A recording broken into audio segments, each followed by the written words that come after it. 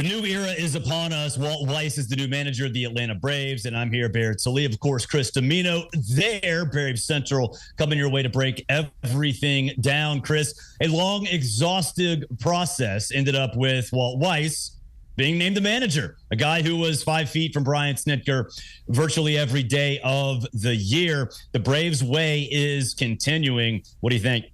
Well, I kind of like what Alex said. I didn't think it was a long process. It's just without the Braves in the postseason, it probably felt it. He started naming guys who were hired in November, and that's not really an odd thing. It's just without being in the postseason. He also made mention, and by the way, you can catch this if you didn't get a chance to hear the press conference. I'm sure the Braves are going to post it.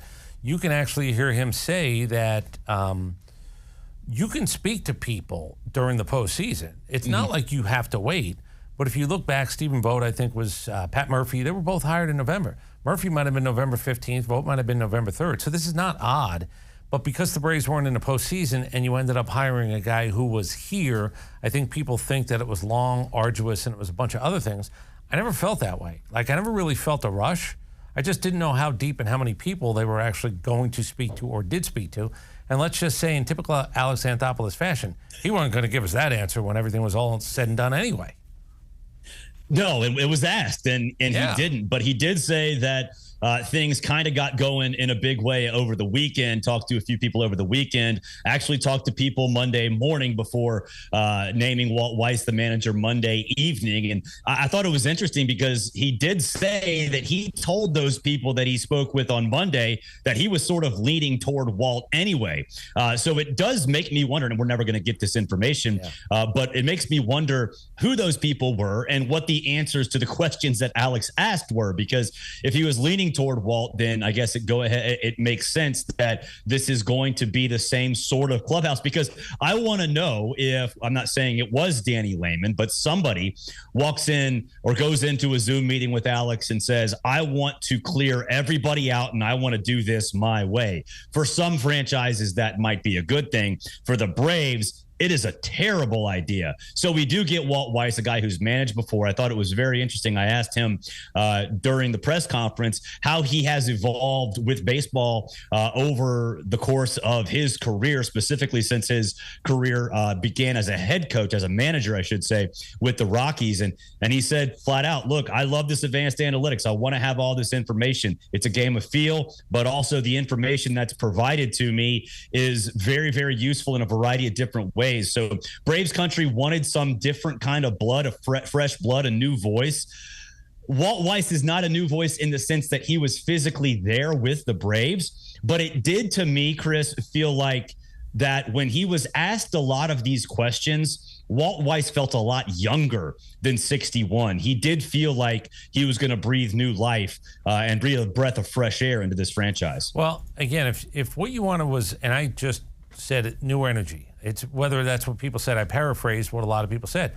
Why wouldn't you like this decision? Well, I want a new energy. That's fine. I'm not here to change anybody's mind. I'm not in a position to change anybody's mind. I can tell you that A, I like the guy. B, I respect the guy. C, I respect the guy. D, I like the guy. And I also think that there is something to be said. What the Colorado job, when he got that job, and the Braves job have in common is 162 games of the year, you're a manager of a baseball team. But that's about where it ends. Now, I'm not talking about personality-wise and what the main attributes need to be. We had Chipper Jones in studio. Alex Anthopoulos, you better be a leader. You better be a guy who they'll smell through your bullshit, and it doesn't take very long, especially with today's player. It just doesn't. Now, it's not as hard-nosed, and when you ask about old school versus what's the definition of old school, because even the definition of old school has changed in the last 10 years. Because even an old school guy can say, of course I want more analytics. Give me more information. I'll just weed out.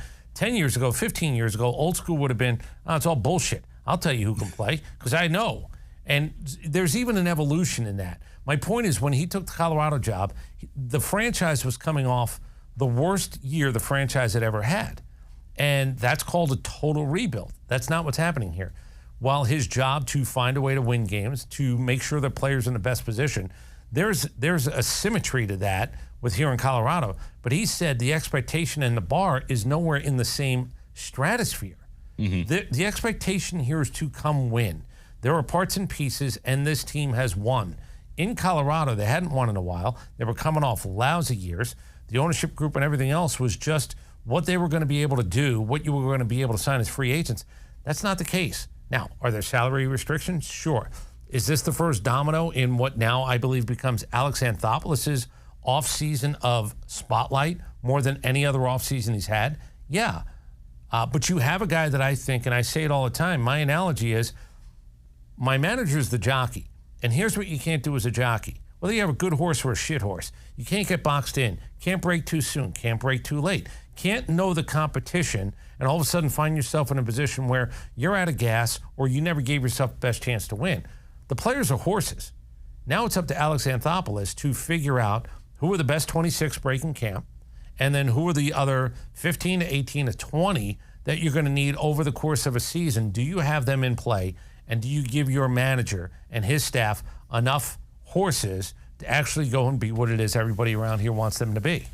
That's exactly right. It is the Jimmies and the Joes more than anything else. And it is a big offseason for Alex because there's frustration. There's no doubt. And this is his first managerial hire. So his stamp is firmly on this Braves franchise top to bottom at this point. You mentioned authenticity, and I thought it was very interesting in that press conference. And you can listen and watch the entire press conference on the 680 The Fan YouTube page. But he was asked about who he kind of takes his style from. And I thought he answered it perfectly. He said Bobby Cox, Renee Latchman, Tony La Russa, all these guys. There were a bunch of names that Clint Hurdle, names that he mentioned, and he answered it the right way in terms of you take 5% here, you take 10% here, you take a little bit of that, you develop who you are. But the personality that I saw, like I was around Walt Weiss this year. You've been around him forever. But I had not really seen him in that light because he looks like he'll kick you in the tail, but not just literally, but figuratively as well. We of course know literally he can. He's a black belt. But to me, I think the different perspective and the different approach towards players is going to be apparent. There's going to be times where he sits back and lets the clubhouse take care of things, and that's the Braves way, and it's been that way for a long time. But to me, and I don't know if you feel this way, but to me, it feels like he's going to be a little bit more in your face when it's needed. Those spots where he gets to pick and choose those moments, he's going to take advantage of those maybe more than Snit, Freddie Gonzalez, and even Bobby Cox. Well, the only way people are going to either believe that or it's really going to be true is if there are times when they're playing bad baseball and he says, terrible baseball, totally unacceptable. Whatever his verbiage is going to be, because there hasn't really been a lot of that. But he has worked for guys who have actually been a little bit more forthcoming with that as an assessment of a 5-game stretch where it's not good. So, yeah, I know everybody says, oh, he's 61. My line has been, oh, you think he's old? Walk up to him. Touch him. He's not 61 the way that you think 61. I think there's a reinvigoration when a guy gets a job like this. And I do think that there are things. But at the end of the day, it's leadership, standing in front. We had Chipper Jones on. That one you could also catch on our 680 The Fan website, our social medias. Because the number one thing is when you're standing in front of a room, what do players think and know? Do they know that you trust them, they trust you? Do they know that you want the best for them? Do they know that we're in a situation where the expectation is to win? And if all of that is on the table, again, they'll smell bullshit. They will, as a media member, you can smell bullshit. You can smell babble. It's so different in baseball because you speak every day, which I find ridiculous. There's no way you can. And here's what happened. Brian Snitker in his past year. You're on a 4-game losing streak. Well, yeah, we're going to try to figure out a way. If you couple that up where we haven't had sort of this kind of losing for an extension of a season, you have the injuries and everything else, then you go, oh, he's 69. He sounds 69. No, he sounds like a guy who, quite honestly, is looking for answers that might not be there because physically this team might not be good enough. This team, at times, mentally, because of the physical, might not be equipped to pull themselves out of what is a streak. I think Walt Weiss is going to be a new voice in that regard. But I promise you, over 162, there's not a manager on God's green earth who's going to be spitting out pearls every day. There's not a manager who you're not going to look at times and go, this guy doesn't have an answer. Yeah, because sometimes in baseball, you don't have an answer. I got 5 guys who were all cold at the same time. I got 3 pitchers in a row who couldn't get out of the 3rd inning. It's not tough to manage a baseball game. It's tough to manage a season. If you have a guy who knows that and players who understand that, you're in a better place. I thought the one last thing we'll finish up, what he said when he got to Colorado that first year, it takes over a year to get to know what situation guys should be in, can be in, what situation I'm supposed to put them in. That's not a thing around here. While there are going to be new parts and pieces, there's no doubt in my mind, and Alex Anthopoulos being on later on the station, there's no doubt in my mind that Alex Anthopoulos, whoever it might be, Chris Sale, Austin Riley, Matt Olson, Ozzie, I don't know who it might have been, but of course that was going to be part of it. Of course it was going to be part of it. The fact that whether you like the hire or not, it was done with a reason and a purpose. Now the games are going to be played. We're going to keep score, and we're going to find out if the Braves, who haven't won enough in the last 3 postseasons, are in a position to win, get there, then win in the postseason. Until then, we don't know, except I think that the process of this made sense to have Walt Weiss be the manager. Yes, you're 100% right. And now we move on to a new era. Obviously, the foundation is set with Walt Weiss as the new manager. But here come Thursday, free agency exists, will begin. We've already seen players opt in, opt out. Ha-Seong Kim opted out of shortstop. But now that's the biggest question, and that's more important. That's the most important part of this offseason. And now I think we had Charlie Culberson on yesterday, shortly after the announcement was made. He actually played for Walt at Colorado and obviously knew him here in Atlanta. And he said something that I think everybody else is thinking. It's shortstop. Everything is on the shortstop. And one thing that Charlie said is something that you and I said on the pregame show over and over and over and over again. And then probably more times after that, you can have Nick Allen as your shortstop if you have a lineup 1 through 8 that can absolutely mash. That is the lineup that you need to develop right now, because then the shortstop position becomes a little bit less important. But you have to answer those questions, and it does not just rely on the shortstop itself. Those moves are also related to what you can do 1 through 8. And then the staff thing is going to be the next part of it. We'll find out. As he said, when I asked him today, I said, what's your phone look like after the announcement's made? He said, let's just be honest. There were more applicants than positions available. Because listen, I even thought about last night saying, here's what I was thinking about for me. Because everybody just goes, well, I know that guy. Why the hell wouldn't he hire me? You know about a bench coach? I could probably be a bench coach. I'm swell.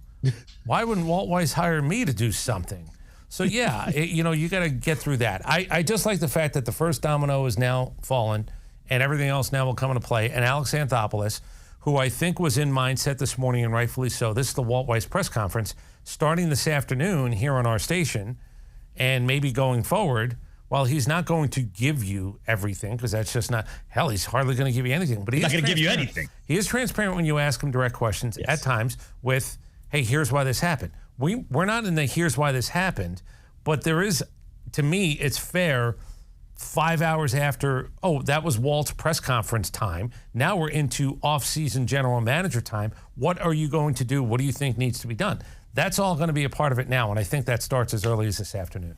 It's going to be interesting to see what is a huge, huge offseason for the Atlanta Braves. And, of course, we'll have it all covered for you. One thing we found out is interesting, and when I heard him, I was like, wow, that's going to be fun. Chipper Jones did tell you guys, Nick and Chris, on 680 The Fan, the flagship, of course, that he's going to be around a little bit more. So folks that were clamoring for Chipper Jones to be the manager or the hitting coach, he's not going to be one of those two positions. But he did say that he will be around more, which I'm sure fans will definitely appreciate. And I think Chipper's sort of stamp of approval, hey, that's my dude. Again, I don't know if there was a better chance that changed minds than anybody else who would have said, I endorse the Walt Weiss, not candidacy. I enjoy his election. I'm telling you that this is the right guy for the job. I think it was really good for the organization. I think it was really good for Walt. Now, again, you're not winning games and losing games on social media. You're not actually going to do what the fans want you to do. That's not really a thing in professional sports. But I think Chipper Jones, more than any other voice, saying, that's my dude, was a really good thing for this organization. Him being at the press conference, really good thing. It doesn't mean that somebody who said, it's all just the same old shit. We're recycling. If you thought that, even a Chipper Jones endorsement might not get you to change your mind. But for the people who just said, hey, give me a reason to like this, I think Chipper telling you what he said, him being in front of the room, his instant credibility, him knowing this group, that's at least something that even more so in a lot of people's cases and in their minds, more so than Alex Anthopoulos, Chipper Jones, knowing what that room needs, knowing what you need collectively over the course of 162, that was a really good moment for Walt Weiss that didn't need a good moment from Chipper Jones, but he got it because Chipper was telling his version of his truth as to what makes the most sense for a manager of any team, let alone this team. It definitely carries a lot of weight. There's no doubt about that. So, of course, a new era is upon us. We'll be here to cover it here on the Braves Central podcast and, of course, on the flagship of the Braves Radio Network, 680 The Fan, the best place you can get all your Braves coverage, not only during the season, but right here in the offseason. He's Chris Dimino. I'm Barrett Sallee. Subscribe, review, tell everybody you know to subscribe to the show, and we will be back with you on this podcast when news breaks.